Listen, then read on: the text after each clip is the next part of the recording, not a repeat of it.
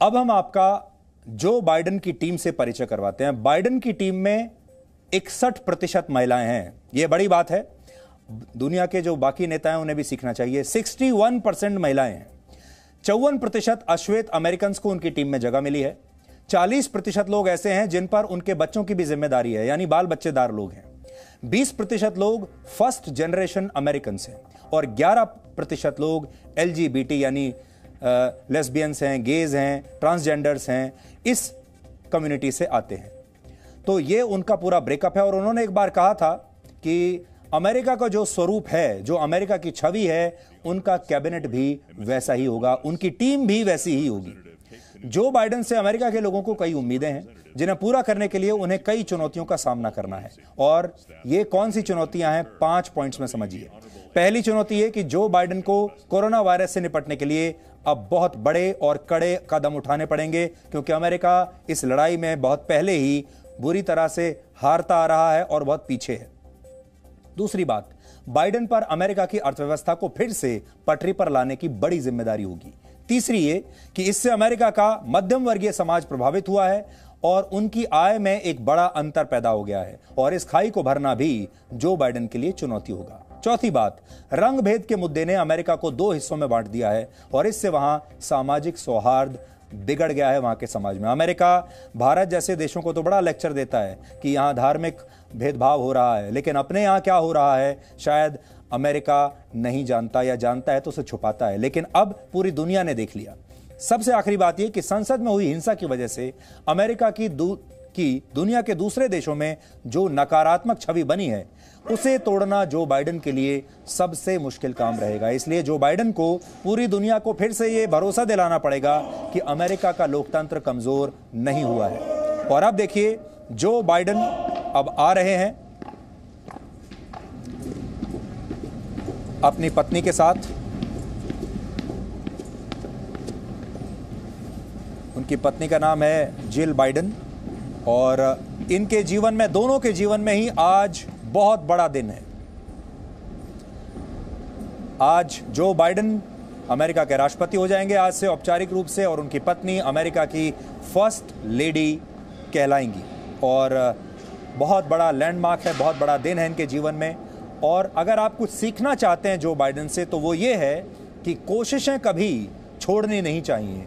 34 साल से Joe Biden America के राष्ट्रपति बनने की कोशिश कर रहे हैं। 34 साल 3 दशक से भी ज्यादा का समय है। ये समय कम नहीं होता। अच्छे लोग हिम्मत हार जाते हैं। अच्छे लोग ये मान लेते हैं कि मेरी किस्मत में ये लिखा ही नहीं है, ये नहीं होगा। लेकिन जो बाइडेन 78 वर्ष की उम्र में अब जाकर अपनी मंजिल तक पहुंचे हैं।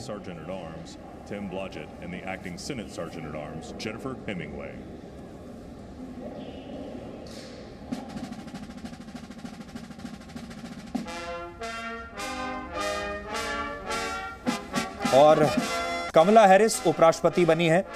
लेकिन हम आपको उनके गांव में, तमिलनाडु में जो उनका गांव है, वहां पर कैसे इस समय सेलिब्रेशंस चल रहे हैं, लोग खुश हो रहे हैं, खुशियां मना रहे हैं। ये कमला हैरिस का गांव है तमिलनाडु में, और उनके गांव की तस्वीरें आप देख लीजिए। ये देखिए, छोटा सा गांव है, और कभी इन्होंने सोचा नहीं होगा कि इस गांव की लड़की, हालांकि वो कभी इस गांव में रही नहीं है, कभी आई भी नहीं होंगी। उनकी माँ इस गांव में रहती थी किसी जमाने में, और लेकिन इस गांव में आज जश्न मनाया जा रहा है। इस गांव में आप समझ लीजिए आज ही दिवाली है। अब आप ये समझिए कि भारत के लिए जो बाइडेन कैसे हो सकते हैं। सबसे पहले चीन से शुरू करते हैं, क्योंकि भारत का सबसे बड़ा सरोकार चीन है। इसके लिए आपको ट्रस्ट डेफिसिट को समझना होगा, जिसका मतलब है विश्वास में घाटा। दुनिया भर में चीन को लेकर पिछले कुछ वर्षों में ट्रस्ट डेफिसिट तेजी से बढ़ा, यानी आपसी विश्वास कम हुआ है। इससे उसकी साख को नुकसान पहुंचा है और अमेरिका के साथ उसके रिश्तों में भी ऐतिहासिक कड़वाहट आई है।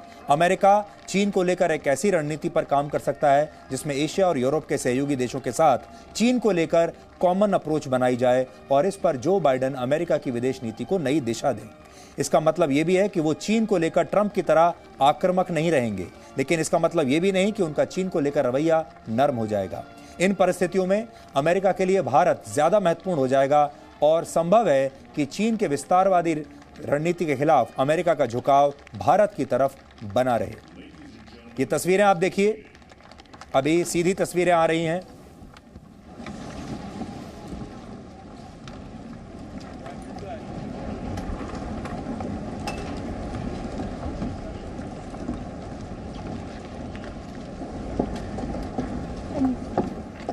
और पाकिस्तान और कश्मीर पर जो बाइडेन की क्या नीतियां हो सकती हैं, इसे लेकर भी भारत की नजर रहेंगी। अमेरिका के उपराष्ट्रपति और सेनेटर की भूमिका में जो बाइडेन का पाकिस्तान से जुड़े विषयों पर गहरा जुड़ाव रहा है और वर्ष 2008 में उन्हें पाकिस्तान के दूसरे सबसे बड़े नागरिक सम्मान हिलाल पाकिस्तान से भी नवाजा गया था। एक बड़ी बात यह भी है कि जब बराक ओबामा अमेरिका के राष्ट्रपति बने और डेमोक्रेटिक पार्टी का शासन था, तब पाकिस्तान और कश्मीर को लेकर उनका रुख नरम था। और वर्ष 1993 से 97 के दौरान जब बिल क्लिंटन अमेरिका के राष्ट्रपति थे, तब भी पाकिस्तान के प्रति अमेरिका काफी नर्म रहा करता था। तो ये कुछ बड़ी बातें हैं। अब हम आपको बताते हैं जो बाइडेन यहां तक पहुंचे कैसे, और इसमें आपके लिए एक लाइफ लेसन है। ये राजनीति नहीं है, ये जीवन का एक पाठ है जो आज आप जो बाइडेन की कहानी से सीख सकते हैं। बड़ी दिलचस्प कहानी है उनकी। 78 वर्ष के जो बाइडेन का पूरा जीवन ही एक संघर्ष की तरह है। अमेरिका के राष्ट्रपति बनने का इंतजार वो आज से नहीं बल्कि 34 साल से कर रहे थे। और अपनी इस यात्रा के दौरान उन्होंने न सिर्फ अपनी पत्नी, 13 महीने की अपनी छोटी बेटी और अपने जवान पुत्र को खो दिया, बल्कि उन पर कई तरह के गंभीर आरोप भी इस दौरान लगे। 20 नवंबर 1942 को जो बाइडेन का जन्म पेंसिल्वेनिया में हुआ था। उनका पूरा नाम है जोसेफ रॉबिनेट बाइडेन जूनियर, और जो बाइडेन 4 भाई बहनों में सबसे बड़े हैं।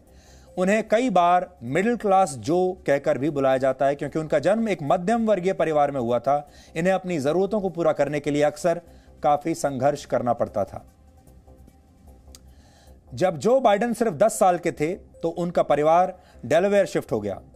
जो बाइडेन बचपन में बुरी तरह से हकलाया करते थे। सोचिए, बचपन में बोल नहीं पाते थे जो बाइडेन और हकलाते थे, और इस वजह से स्कूल में उनके साथ पढ़ने वाले बच्चे उन्हें परेशान करते थे, उनका मजाक भी उड़ाते थे।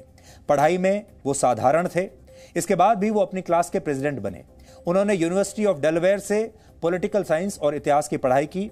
कॉलेज में पढ़ाई के दौरान जब वो बहमास में छुट्टियां मना रहे थे, तब उनकी मुलाकात उनकी पहली पत्नी नीला हंटर से हुई।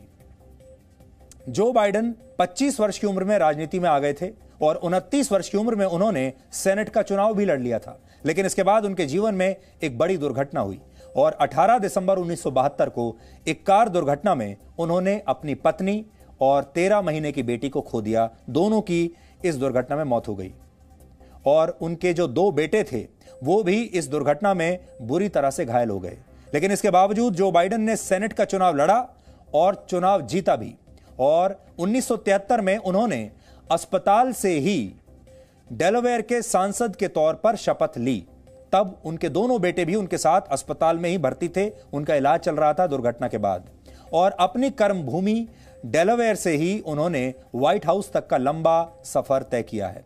आज कुछ लोग जो बाइडेन की यह कहकर आलोचना करते हैं कि राष्ट्रपति के पद के हिसाब से उनकी उम्र बहुत ज्यादा हो चुकी है, लेकिन जब वो पहली बार सांसद बने थे तब वो इतनी कम उम्र में यह मुकाम हासिल करने वाले बहुत गिने चुने नेताओं में से एक थे, यानी यंगेस्ट एमपीज में से एक थे। कार दुर्घटना में अपनी पत्नी को खो देने के बाद वो अपने बच्चों के साथ ज्यादा से ज्यादा समय बिताना चाहते थे, इसलिए आप कह सकते हैं कि फैमिली मैन थे। इसलिए उन्होंने अमेरिका की राजधानी वॉशिंगटन डीसी ना जाने का फैसला किया। हालांकि अगर वो जाते तो शायद और तेजी से अपनी राजनीति के मुकाम हासिल कर लेते, लेकिन वो अमेरिका की राजधानी में शिफ्ट नहीं हुए। इसकी बजाय वो हर रोज ट्रेन से वॉशिंगटन आया जाया करते थे। ट्रेन के जरिए डेलावेयर से वॉशिंगटन डीसी तक का 179 किलोमीटर का लंबा सफर हर रोज ट्रेन से तय करते थे, और 30 साल तक इसी रूट पर वो ऐसे ही ट्रेन से हर रोज आना जाना करते रहे। 30 साल। इसका नतीजा यह हुआ कि इस रूट पर काम करने वाले रेल कर्मचारी उनके परिवार का हिस्सा बन गए। तमाम रेल कर्मचारी और रेल के जो यात्री जो नियमित रूप से वहां जाते थे, सब जो बाइडेन को अच्छी तरह से पहचान गए थे, क्योंकि वो हर रोज ट्रेन में उन्हें मिलते थे। कई बार जो बाइडेन इसी ट्रेन में पार्टियां भी कर लिया करते थे, पार्टियां आयोजित करते थे। Presenting B News app available on Google Play and App Store. Download it now.